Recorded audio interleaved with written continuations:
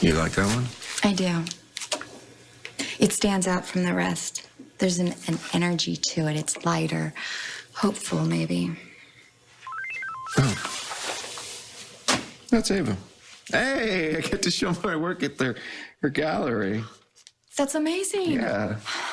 That is. It's like killing two birds with one stone. I get to get rid of all this stuff that stirs up bad stuff, and I get to make some money. What are you going to do with all that money?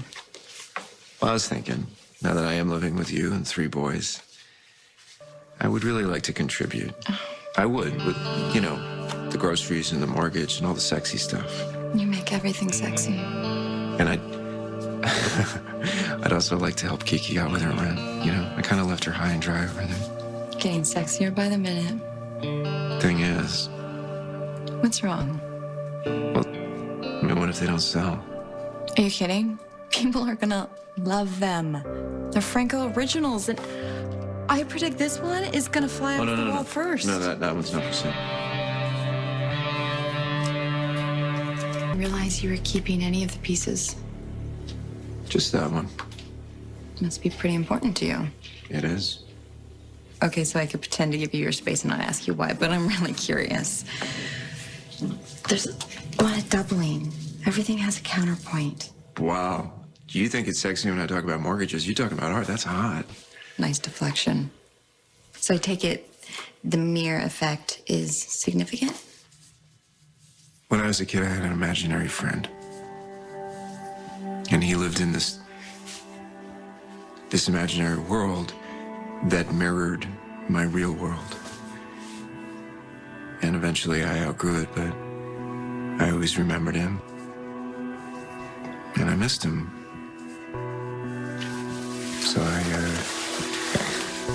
I made a painting of him and of me, each of us in our own respective opposite realities. It's ironic, isn't it? Maybe the nicest thing I've ever painted is a manifestation of my childhood psychosis. I understand why this painting is haunting. It's an expression of loneliness. You felt isolated as a child, and so you made someone up who would understand you.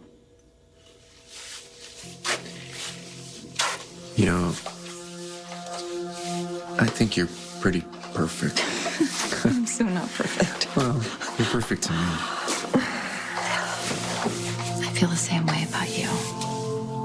Well, what if that changes?